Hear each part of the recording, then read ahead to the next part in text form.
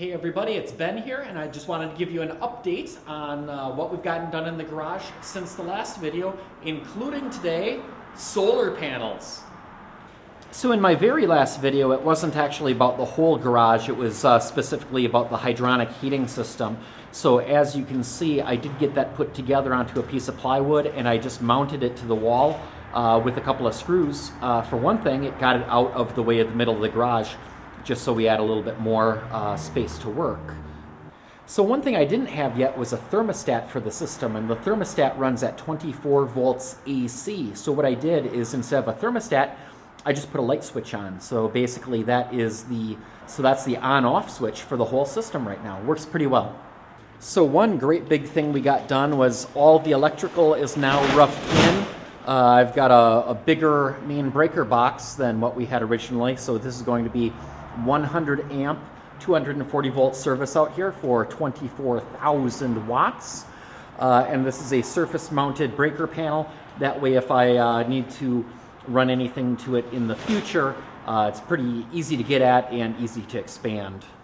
It's quite a bit of wiring out here, but this does also include locations for 2 electric car chargers, an electric micro boiler for the radiant floor heating system, 240 volt power to upstairs, so I can run baseboard heaters up there if I wanted. Some other things too, like a 3-way switch for the lights upstairs, so I can turn them on and off upstairs or down.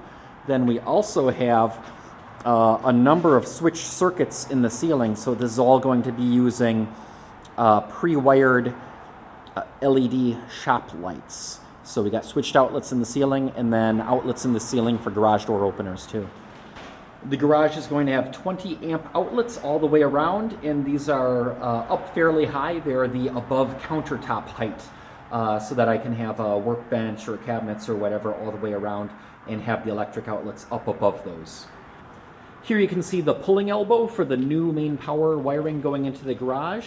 There's also a 3-way switch in there, so the lights on the front of the garage I can switch on and off from the house or the garage. Next to it is a black wire and 2 blue wires. That's a coax cable for cable television or a cable modem. The blue wires, typically for internet.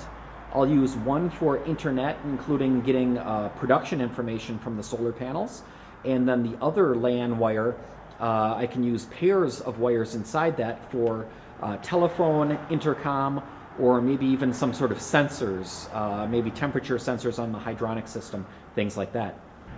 Here's the main power on the outside of the garage, and that goes down into a trench that I dug before winter started, and this runs all the way to the house. We still need the conduit for the low voltage wiring installed in here.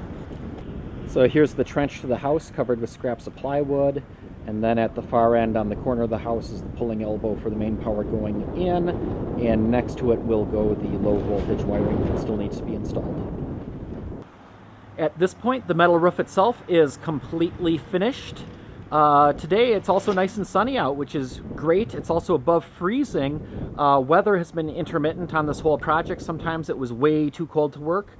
Other times, like right now, if it's above freezing, it's a huge muddy mess, and actually the mud really gets to be an issue, just walking and setting up ladders, things like that.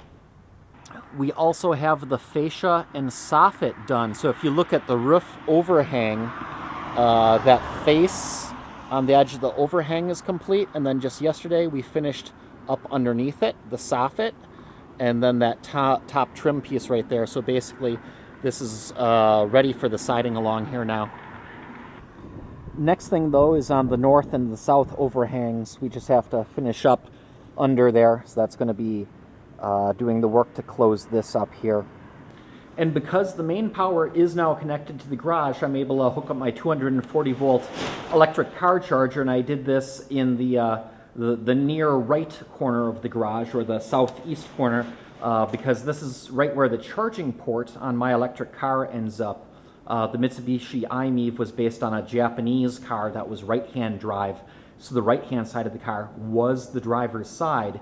So in the US, it's a little funny having the charger on that side, but it lays out nice in my garage. Just put the charger right here in the corner.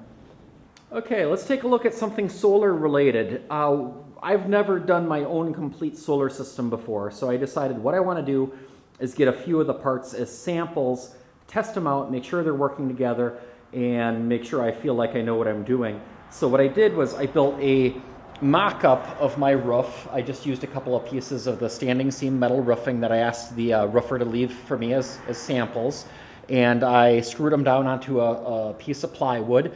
It's a leftover piece from what my roof is actually made out of. And then I got these S5 clamps. Over here's the mini. It has one set screw, and here's the standard one. It has two set screws. Basically, you just click it down onto the roof and you tighten down the set screw to a certain torque value. Then it has on it, the mini has a single bolt hole, and the standard one has two bolt holes. For most solar installations, it's typically the mini that's used for solar. It's a little bit less expensive than the full-size one as well. Then this is an L foot. So what you do is set the L foot on there, put the bolt through, tighten that in place, and then the solar racking is going to attach to this L foot. Now for the racking, I was able to find that I can get Iron Ridge brand through a local distributor only 17 miles from my house, and I did get a pair of pieces of that. So here I have a sample piece of the Iron Ridge. It's the XR100 racking. It's kind of their middle size extrusion. It's a little taller, a little thicker than their smallest one, but it's also rated for greater loads for snow and wind. So the way this works is a bolt would go through here into this track, and it would mount essentially like that, and then the solar panels are going to sit on top of these rails. So this is an Iron Ridge UFO. This is used as both a mid-clamp and an end clamp with Iron Ridge's system. The bottom end of it is a T-bolt. It also has kind of teeth built in here and an integrated weeb, an electrically bonding washer. So what you can do is just pop this in the track, turn it to the right, and then tighten it down with a little impact wrench, and it makes an electrical bond for the ground between the racking and the frame of the solar panel. So it's one less thing to have to deal with separately. And keep in mind that for any solar panels out there, you'll always be able to find a spec sheet for it, and that's going to tell you the physical dimensions, the type of connectors that it uses on it, maximum voltage and current, all that kind of information. You can always download these off the internet or get them from your solar panel provider. The plan right now is to use 24 of these and to use them with microinverters. So I'm going to use some 250 watt in-phase microinverters, which is too much for a single circuit. So I'm going to need two strings, two circuits, and that has to go to a combiner box and also an AC disconnect.